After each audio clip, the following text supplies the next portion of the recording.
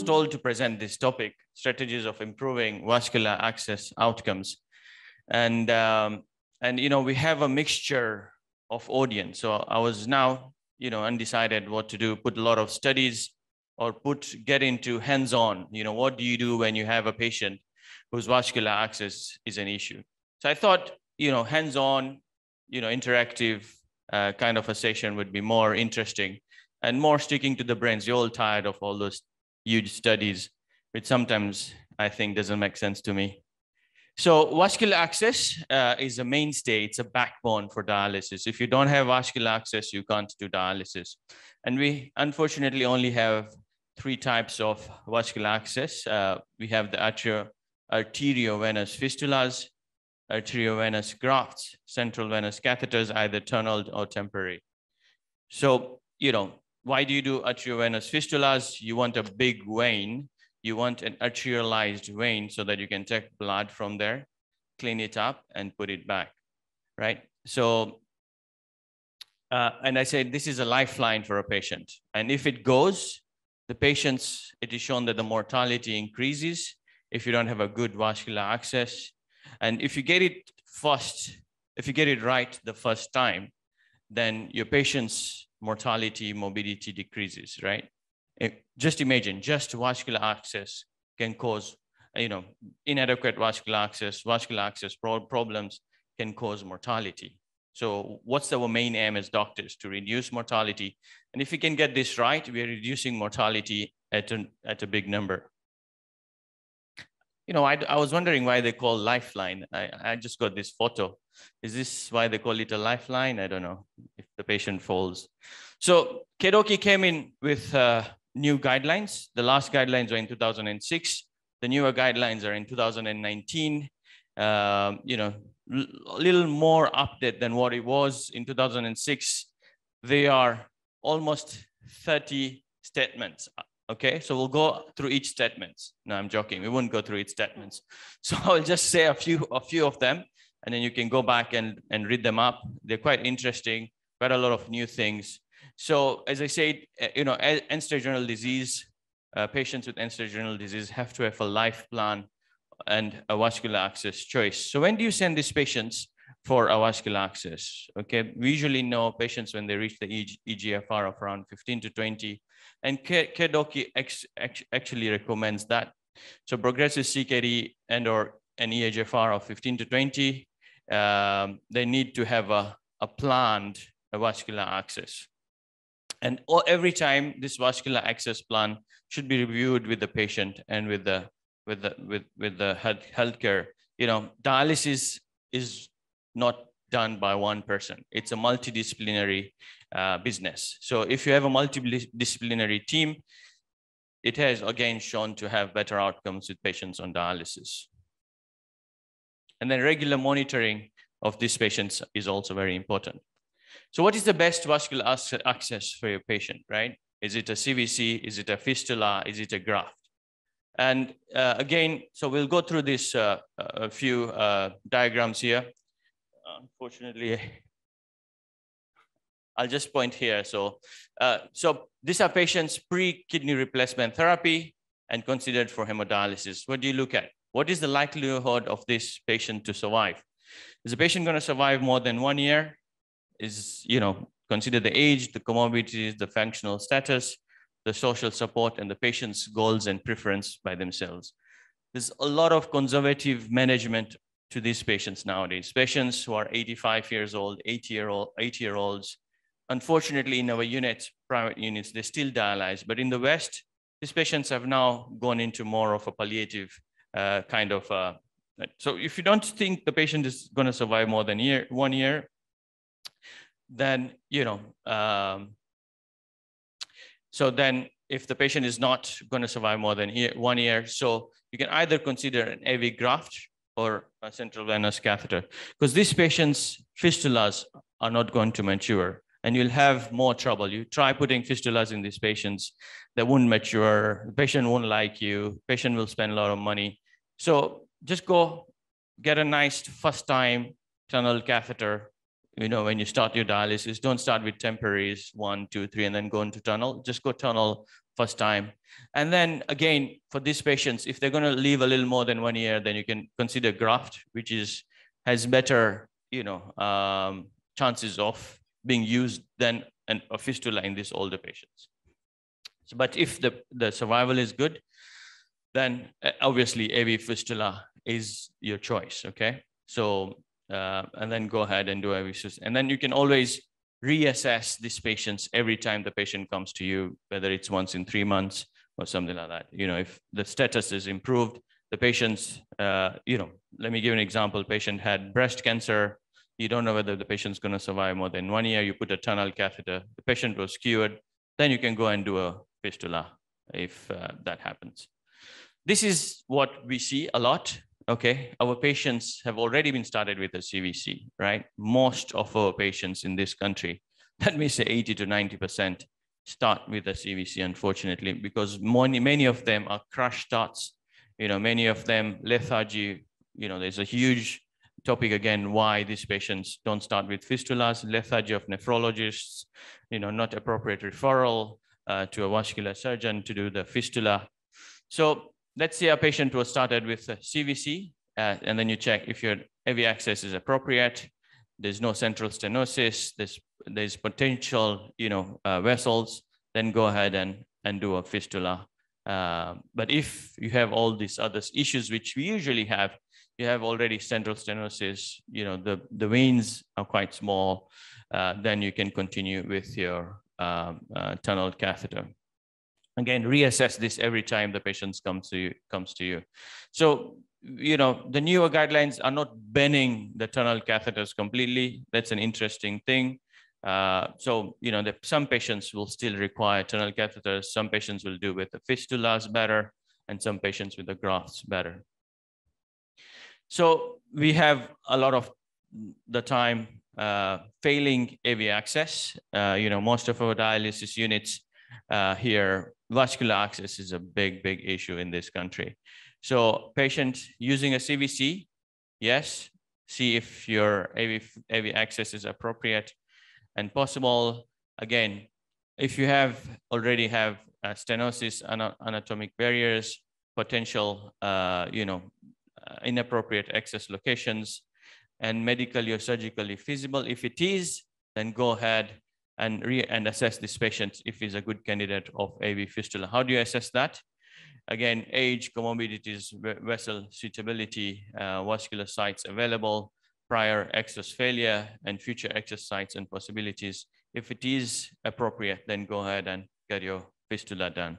But if not, again, you can reinsert your CVC or reinsert your, by CVC, I mean reinsert your tunnel catheter, either at the same place or a different place. And if the patient has that, but is not a good AV fistula candidate, consider an AV graft, okay? So to make it a little interesting, I'll give you a case here. And this is like our bread and butter. 57-year-old female end-stage renal disease secondary to diabetes on hemodialysis, has been dialyzing via a right internal jugular tunnel catheter for the last 6 months and comes to the dialysis unit with no flows from one port. How many of you have seen this? Wow, like almost 80%, right? So unfortunately, who gets the call? The doctor, the nephrologist, poor nephrologist. And then what do you do next? I think it's a poor nurse who is there with the patient rather than the nephrologist who is sitting in his office. The nurse is more stressed usually, isn't it? Yeah. So look with heparin for 1 hour and try again. Look with streptokinase, flush the catheter, get a big syringe and just flush it off, change the catheter over the guide wire, or fix a new catheter on the left internal jugular. So we'll see how we can prevent this kind of things, okay? So a few tips for insertion of tunnel lines. I mean, what's the usual standard, okay? So temporary, unfortunately, we use a lot of temporary lines. Temporary lines should not be used for more than 2 weeks. Has anyone seen temporary lines used for more than 2 weeks? Oh, really? So I'm getting somebody saying 2 years. What? What? I'm going to collapse. So use an ultrasound to fix your line, okay? This is for the tunnel lines. And if you can, for the temporary lines as well. Yeah, so you don't, every puncture in your vein is a source of infection. The best prevention of infection is your skin, right? And every puncture is a puncture through the skin. And if, you're there, you're just putting your needles 1, 2, 3, 4 until you get on the 4th attempt, source of infection for sure. Okay, so if you have an ultrasound, you get it first time. This is the patient's life, the mortality. Okay, patient gets an infection from the catheter, mortality goes up. Use of fluoroscopy, and then we've had patients multiple temporary catheters, get central stenosis, and then you send them for a fistula for the poor vascular surgeon to sort it out, which is very tough, very expensive for the patient. So again, environment, okay, not on the side room somewhere. This is ideal. We should try. Okay, now that we have so many dialysis units coming up in the country, we should try to observe at least, sterility. So that's where I fix my tunnel catheters. I'm lucky to be there. If you've seen your patient has been draped, proper draping, everything is in a sterile environment. You're using the ultrasound there, you know exactly where you're going into the vein, right? You're not doing it blindly. You have a fluoroscopy. You've put your guide wire right into the IVC. Can you see it there? Yeah, so that if you don't see that, your guide wire might go into the azygous vein, might have gone into the other left side, and then you're fixing a tunnel catheter. It's going to be tough. Usually, and if it's a first case of tunnel catheter, doesn't happen, but we have seen it happen as well, right? So you've got a nice catheter there. And one more thing, the exit site, okay? One thing to avoid is suturing if you can. Don't suture the exit site. Just make a small nick, okay? You don't really need to suture this. This thing won't come out because you've already sutured it here, okay? So here, this patient had a suture here, and look what's happened. Can you see that? Because people forget to remove these sutures, right? People forget to remove these sutures. People forget to remove these sutures, because then if you don't remove these sutures, you can't clean under the catheter, okay? So small things make a big difference. Again, catheter I've seen catheters exit into the axilla. The patient is putting the catheter like this, right? Axilla is not a clean place. So try to avoid the axilla, okay? Don't do your catheter right there. It's difficult for the patient. Again, it's dirty. If you can get a good curve onto the chest wall, that's better.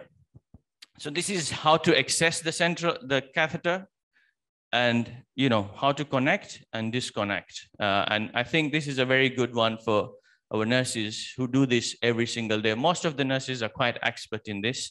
And, we are fortunate, maybe we are blessed that we don't get, if it was in the Western world, probably we'll be getting lots of catheter infections, more than here, probably, I don't know.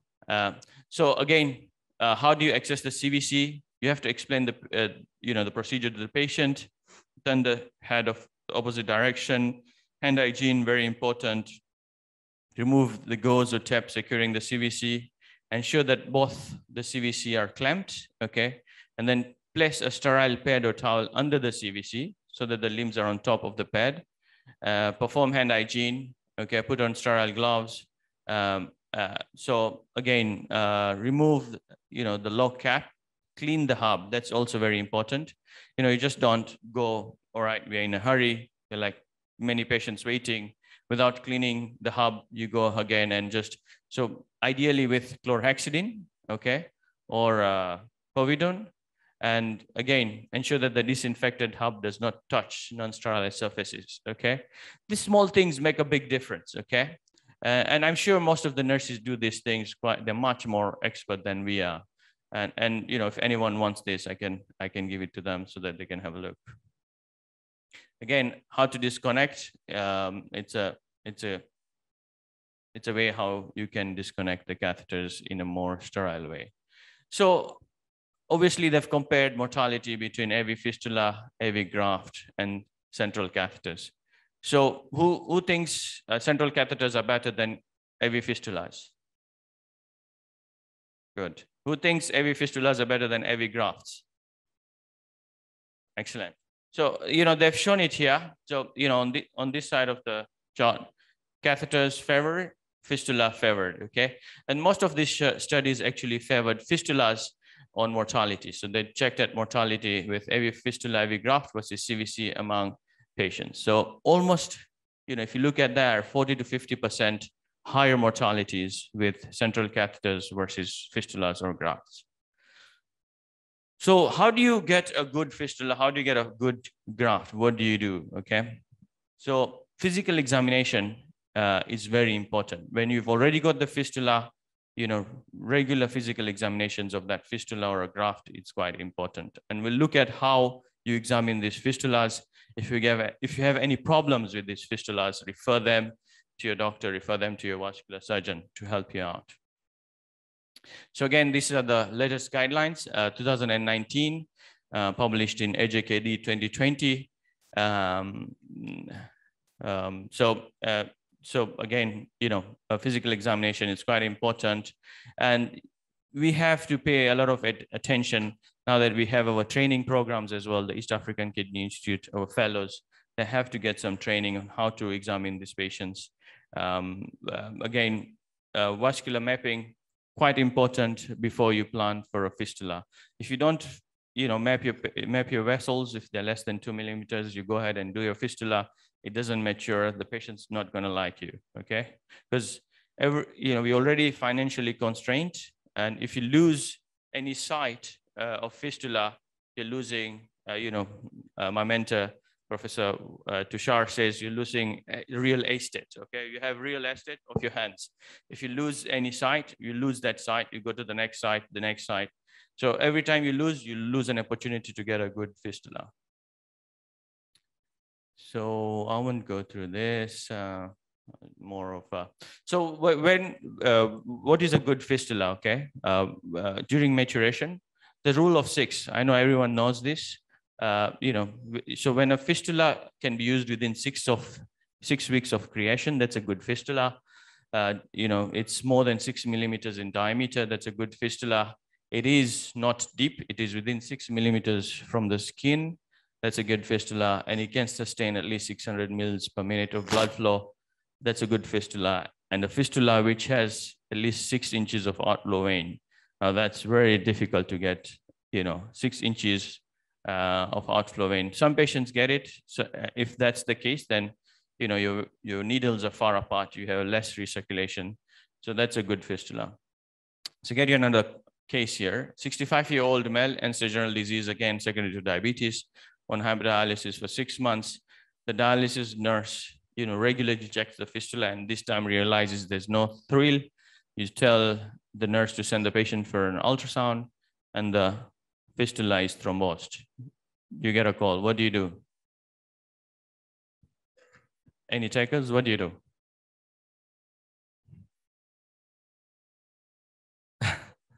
Send it to the vascular surgeon, right? It's easy. Okay. So what to look for in an AV fistula? How do you examine an AV fistula? So I'll go through that, and that will be the end of our talk. Okay. So who's responsible for this? Okay. Patient, nurse, doctor, all of us. It's a team approach. As I said, functioning AV fistula is equal to the patient's life. If AV fistula fails, you guys know how difficult it is to get another vascular access. And in between, the patient can die, okay, without dialysis. Again, if you have good AV fistula examination, you detect these problems earlier. Maybe the patient who had a collapse or a thrombosed fistula, if he was examined earlier, maybe he had some outflow obstruction, was sent to the vascular surgeon, the patient couldn't have got the thrombosis, right? And then it equals to saving. So again, it's reiterated in the KDOKI guidelines that regular physical examination or check of the AV fistula by a knowledgeable and experienced health practitioner to detect clinical indicators of flow dysfunction. And this is strong recommendation, all right? And then KDOKI considers it reasonable for nephrology trainees and health practitioners involved with clinical HD patient care to probably trained in physical examination of AV access.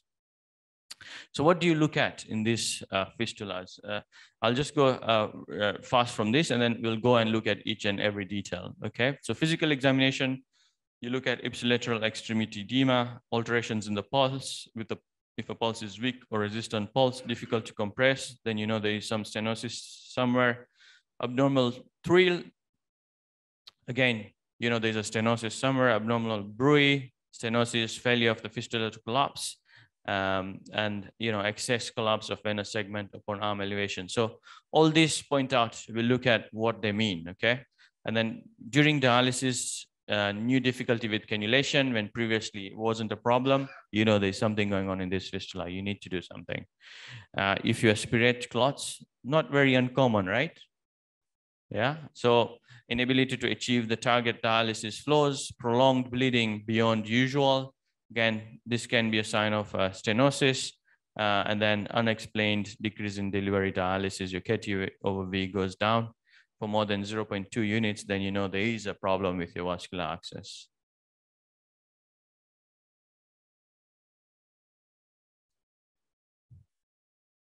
So a physical examination, ideally 4 to 6 weeks after surgery, you know, you can identify primary failures, plan for early intervention, and plan for surgical revision or new access. And before every HD session, please examine your fistula, okay, for any thrombosis, any prolonged bleeding, and inadequate dialysis treatment. So again, you know, AV fistula is just not here. It's the whole system until the heart. You know, it starts here and goes right. So you have to think, you know, you can have a stenosis here, and if you examine all through, then you'll figure it out. You'll see, you know, collateral veins, and you know, pick it up earlier, send it to the surgeon to sort it out. So how do you examine the AV fistula? You look, you feel, and you listen. Okay, what do you look for? Vascular access scar site, any signs of infection, any hematoma, any signs of ischemia, aneurysm, and then we can do an arm elevation test. Then look at collaterals that shows your central venous, you know, stenosis. Signs of infection, red, you know, warm to touch, pain, fever. Don't expect, you know, only infection can be for dialysis catheters. You can have infection with fistulas as well, okay? So you get this, you pick it up early, start your appropriate antibiotics, the patient does well. Otherwise, the patient gets other, you know, infective endocarditis, etc. Again, the same, you know, if you look at the patient, hematoma, if this happens, there might be something, and you send the patient to your surgeon to see what he can do. Still syndrome, you'll see, you know, some patients complain of pain in the arms, cold, become blue, that's still syndrome. You know, you might be having accessory veins, accessory drainages, which can be cut off, and that can help with the still syndrome. Ischemia, you can see the ulcers there. Aneurysms, you know, we have seen this. So, you know, unfortunately, when you see this, you have a tendency, oh, this is a nice place to cannulate. Let's cannulate there. And once you cannulate there, you just increase, you know, that fistula. So again, avoid cannulating at aneurysms. So, you know, signs of unstable aneurysm, where there's probably going to be an impending rupture, thin, shiny skin over the aneurysm, prolonged leak, ulceration, and rapid enlargement. They need to be sorted out. Otherwise, these patients can bleed to death when they're sleeping, right? If the fistula ruptures. So one of the tests I'll explain here is arm elevation test, okay? You have this artery vein, okay? Nice fistula. So normally when you raise the arm, the fistula collapses, yeah? This fistula collapses, as you can see here. But if you have an outflow stenosis, if you raise the arm, fistula does not collapse. Okay, if you catch this earlier, send the patient treated, you won't get the thrombosis we had for the patient, for the case we presented. Is everyone clear with this? Yeah, we do this once a month at least, okay?